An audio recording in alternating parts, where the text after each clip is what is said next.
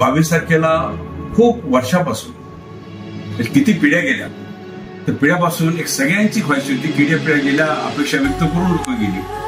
त्यांचं मत होतं की राम मंदिर व्हायला पाहिजे, रामाचं दर्शन झालं पाहिजे, राम जन्मभूमीत राम मंदिर उभा राहिलं पाहिजे, या दृष्टिकोनातून कीर्तन होता.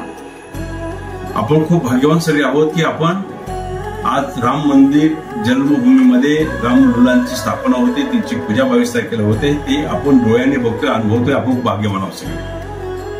आणि 22 तारखेला हा कार्यक्रम जगभर होतोय, देशातलं होतोय, राज्यातनं होणार आहे, तालुक्यात होणार आहे, जिल्ह्यातनं होणार आहे, गावागावात हा कार्यक्रम होणार आहे. त्याच पद्धतीनं आज मिरज तालुक्यामध्ये क्रीडा संकुलन, मिरज क्रीडा संकुलनमध्ये आपण एक भव्य दिव्य असं राम मंदिर आपण उभा करतो, प्रतिकृती उभा करतो.